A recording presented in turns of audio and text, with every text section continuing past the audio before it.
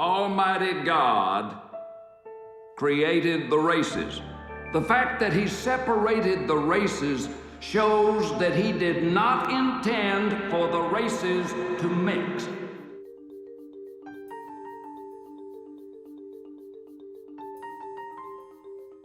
The Loving story is about Mildred and Richard Loving, an interracial couple who married in the late 50s in Virginia. They were arrested 5 weeks later in the dark of night.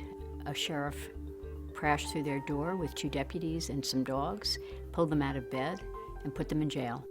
He sentenced us to 1 year in state penitentiary. The Lovings were accused of 2 crimes.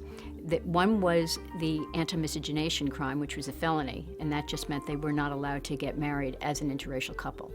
They were also accused of evading that statute by leaving the state and marrying in Washington, D.C. Not so much of me and Richard, because we could go away, but it's the principle, it's the law. I don't think it's right. Mm-hmm. I guess they thought that they were poor and low class, as the sheriff say they were, but they had determination and the will to come back and do what they need to do to be with their family. I read the obituary of Mildred Loving in 2008, and I really have a strong interest in racial issues. And I felt if I were going to start making documentaries, the first one I wanted to work on would be one that dealt with race. What are the things that can only be done together by man and wife that they can't do in Virginia? This is strictly a segregation problem. The Racial Integrity Act that was passed in 1924 prohibited people from marrying from different races. That was really about stopping people from coming together, marrying, and then diluting the bloodstream. The people in Virginia were very concerned about their whiteness. You wouldn't be for desegregation at all then, would you? No, I think segregation is the proper thing. We were very fortunate to come across a treasure trove of 16mm black and white footage of the Lovings that was shot by Hope Ryden in 1965. Hope had the foresight to recognize the value of the story.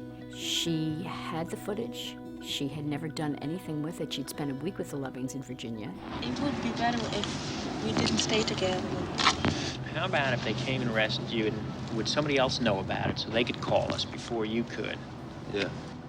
We also came across still photographs that were shot by a freelance photographer named Gray Vallette. He had been shooting for Life magazine, but he had the outtakes, and he handed those prints to the Lovings. He, I think, felt very strongly about this family. They liked him enormously, so he basically gave them the photographs.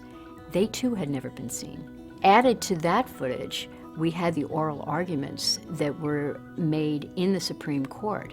That is the right of Richard and Mildred Loving to wake up in the morning or to go to sleep at night, knowing that the sheriff will not be knocking on their door or shining a light in their face in the privacy of their bedroom. This is a love story, and it's a story about people that were told they couldn't love who they wanted to love and marry who they wanted to marry. Anybody can change history. Here you have 2 humble people, modest in every respect, who really wanted to come home and live with their family in Virginia. They decided to take their case back to court instead of getting divorced, instead of hiding out in Virginia, which they did do quite often, because they felt it was wrong, and they acted on principle. It's interesting to think back on a couple like the Lovings who were not out there to change history, but look at the effect they've had on our society.